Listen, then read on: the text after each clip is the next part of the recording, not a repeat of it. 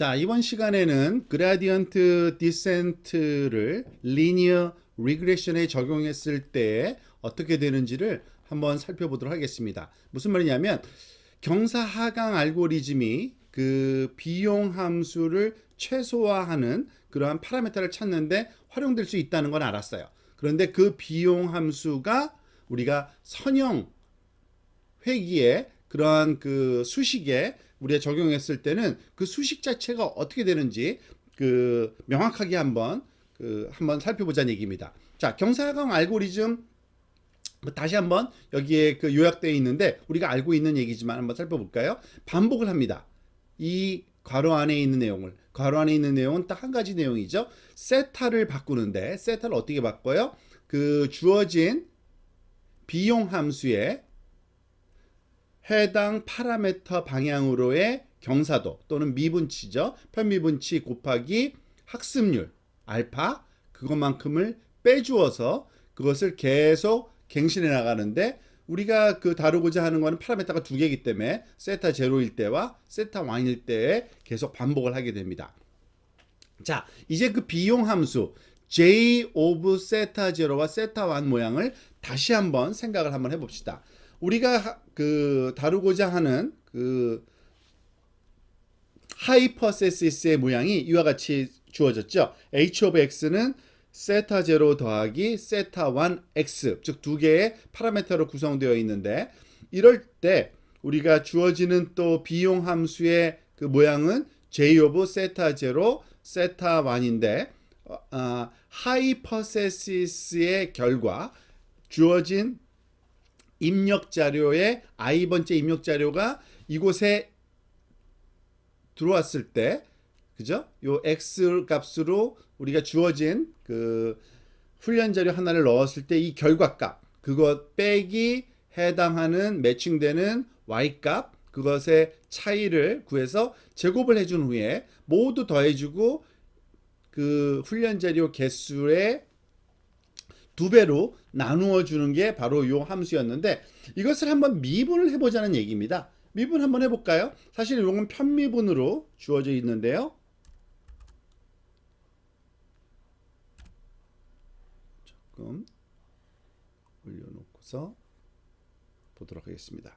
자, 편미분으로 구성되어 있지만 그 별로 그렇게 어려운 미분은 아닙니다. 한번 직접 한번 계산을 한번 해볼까요? 즉 파샬 d 오버 지우고요. 파샬 d 오버 파샬 세타 j번째를 이 그 비용 함수를 여기다 입력을 한번 해보자는 얘기입니다. 어떻게 돼요? 1 나누기 2 m 서메이션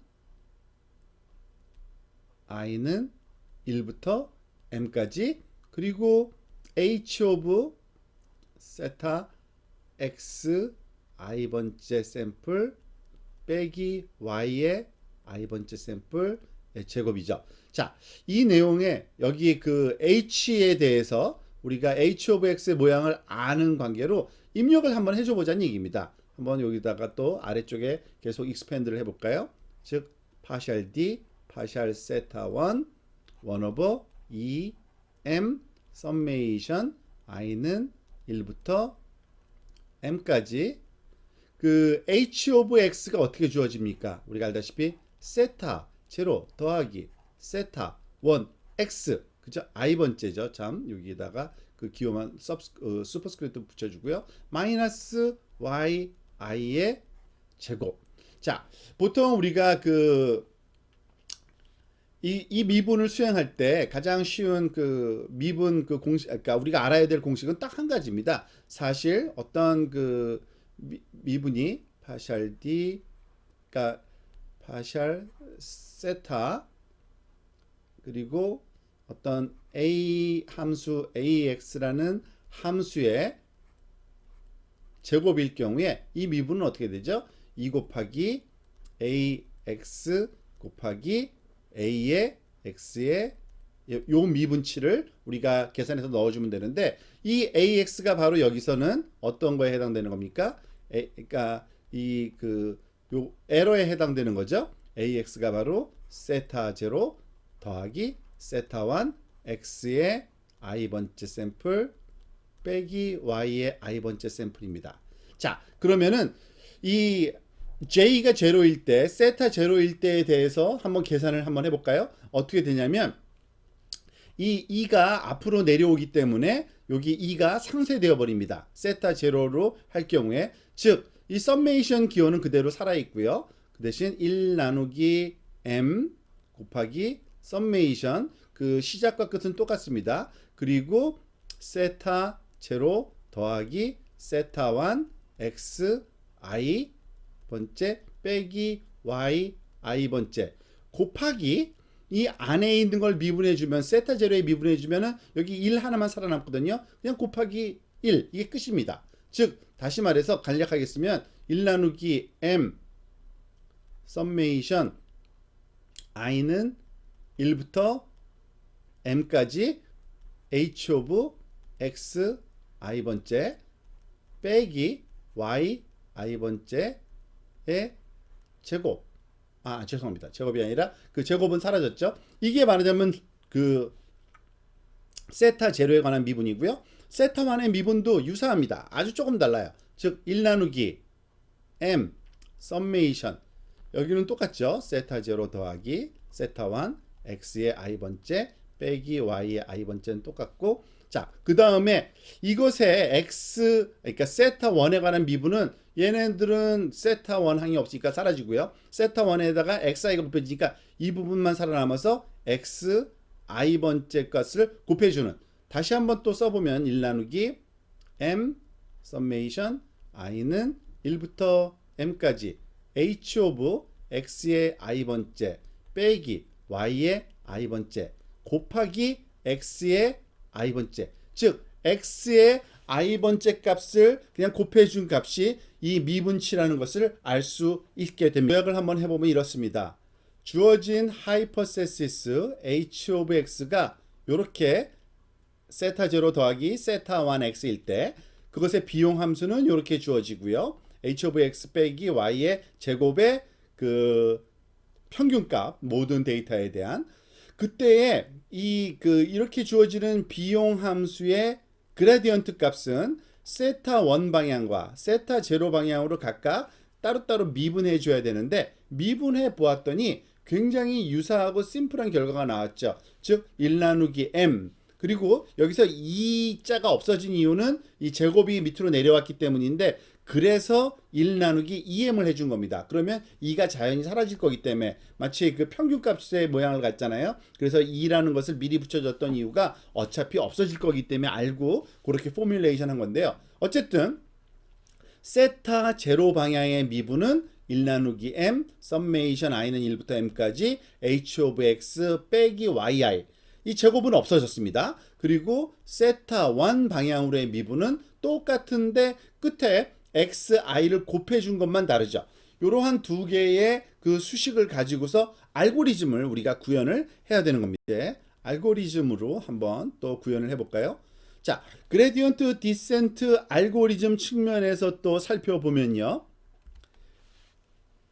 아까는 세타 j의 그 값을 구할 때 세타 j 빼기 알파 그 다음에 그레디언트였는데, 이제는 그러니까 그레디언트 값이 계산이 된 관계로 그거를 여기다가 한번 써줘 본 겁니다. 특히 두 개가 다 다른 거죠. 방향에 그 세타 제로 방향으로의 미분 그리고 세타 1 방향으로의 미분을 각각 구해서 그 그라디언트 위치에다가 써준 겁니다. 다시 한번 살펴볼까요? 즉 반복을 하긴 하는데, 세타 제로는 어떻게 그 업데이트를 시키냐면 빼기 알파 곱하기 그 세타 제로 방향으로의 미분, 그런 그 수식은 앞에서 우리가 조금 전에 구했고요. 세타 1은 세타 1 방향으로의 미분, 즉 그 세타 제로 방향의 미분과 거의 비슷한데 이 마지막에 xi라는 값이 곱해지는 것만 차이가 있지 똑같은 형태를 띠고 있다는 걸 알 수 있습니다. 그와 같은 방법으로 우리가 세타 제로와 세타 1을 계속 업데이트 시키면 아까 우리가 이전에 봤던 그림과 동일하게 이 지점에 있던 것이 알파 정도의 크기만큼 기울기 방향을 곱해서 이렇게 이동하고 이렇게 이동하고 이렇게 기울기 방향으로 이동해서 결국에는 이 가장 최저점인 그 미니멈 값에 해당되는 최소 비용 함수 위치에 세타 제로와 세타 1을 우리가 구하게 되는 그러한 알고리즘이 그레디언트 디센트라는 겁니다. 이와 같은 내용을 실제 데이터에 대해서 우리가 한번 또 살펴보도록 하겠습니다. 물론 다른 곳에서 시작했으면 다른 로컬 미니멈으로 간다는 얘기도 이미 한번 한 적이 있죠. 자, 사실은 우리가 풀게 되는 문제는 대부분이 그렇게 복잡한 비용 함수 모양을 갖는 게 아니라 지금 여기 보여지는 것처럼 아주 단순한 하나의 움푹 패여져 있는 그러한 소위 볼 쉐입의 그러한 비용 함수의 미니멈 값을 찾게 되는 경우가 대부분인데요. 주어진 데이터의 경우에 예를 한번 살펴봅시다. 이 데이터는 우리가 샘플로 살펴봤던 집 가격에 대한 크기에 따른 집 가격 데이터를 47개를 이렇게 X라는 기호로 이렇게 표현되어 있는 것 뿐입니다. 자, 보면은 제일 처음에 우리가 세타 제로와 세타 1을 임의로 선택을 해야 됩니다. 그 세타 제로와 세타 1이 어느 값이겠어요? 지금 여기에 요 직선의 y 절편과 그리고 이 기울기 값이겠죠. 기울기는 오른쪽 아래로 내려가니까 네거티브 값이겠네요. 그죠? 그리고 요거는 한 800보다 900인가요? 한 850 정도 위치에 해당될 것 같은데 오른쪽에 비용 함수의 컨투어 맵이 그려져 있고요. 지금 요 직선이 나타내는 세타 제로와 세타 1의 값이 이렇게 빨강색으로 표현되어 있습니다. 이렇게 다시 한번 우리가 위치를 한번 생각해 보면 보나마나 여기 어디일 거예요. 그죠? 여기 한 900보다 좀 작은 위치고 여기 수평적으로는 여기 어디니까 마이너스 0.1 몇 해가지고 네거티브 값을 갖고 있는 거를 우리가 알 수 있고요. 자, 한번 반복을 하게 되면 어떤 일이 발생하냐면 이 세타의 위치가 이렇게 약간 이동을 합니다. 즉 이동했다는 얘기는 뭐예요? 이 기울기가 변하고 y절편이 변하는 거죠. 그러면은 평균적인 에러가 조금 감소하는 방향으로 이와 같이 변하게 되는 거고요. 한 번 반복했을 때, 두 번 반복했을 때는 지금 이 위치에 온 거고요. 세 번 반복했을 때는 또 다른 위치에 오는 겁니다. 그 위치 올 때마다 세타 제로와 세타 1이 변할 때마다 당연히 이 직선의 위치와 방향이 바뀌겠죠. 그러면 점점 더 우리가 원하는 그런 이 데이터의 모양과 유사한 방향으로 점점 바뀌는 것을 우리가 확인할 수 있는데 이렇게 기울기가 수평으로 됐다가 오른쪽으로 이제 포지티브한 방향으로 바뀌고 점점 더 바뀌어서 마지막에는 지금 보다시피 최저점에 해당되는 조금 더 반복을 해도 좋겠지만 어쨌든 지금 비용 함수의 가장 작은 위치에 해당되는 세타 값을 거의 찾아낸 듯한 이런 여기와 여기에 해당되는 거죠. 즉 기울기는 한 0.13 정도고요. 그죠? 이 기울기가. 그리고 소위 y절편은 0보다는 크지만 한 100에서 150 정도네요. 그죠? 150 정도의 위치를 지나는 요 직선이 이 데이터에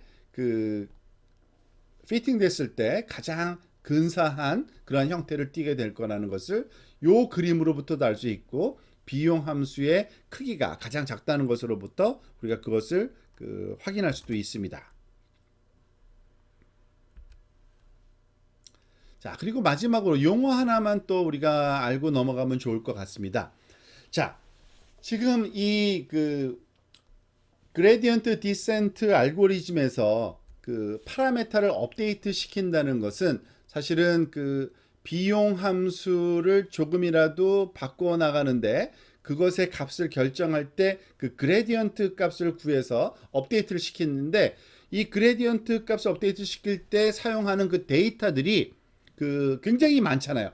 모든 데이터들의 평균적인 그레디언트 값을 즉 모든 훈련 자료를 다 사용해서 경사를 찾아내서 경사 방향으로 이동하게 되면 그거를 배치 방법이라고 얘기를 합니다. 배치 경사 강화. 즉, 한 번 그 그레디언트 방향으로 이동할 때, 한 번 이동할 때 모든 훈련자를 다 쓰는 거예요.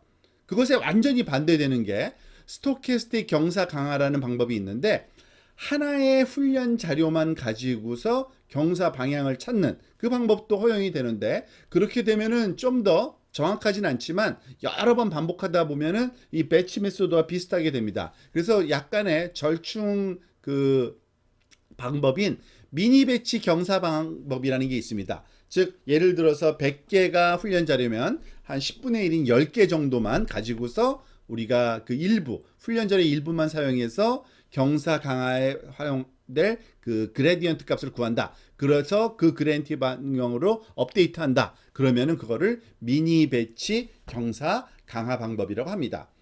그러니까 데이터가 너무 많지 않으면은 그냥 배치 방법을 그냥 써도 되고요. 너무 많으면 미니 배치, 별로 많지 않으면 아주 작으면은 그러니까 그 이런 통계적인 경사 강화 방법을 쓰는 것도 우리가 그 고려해 볼 수 있겠습니다.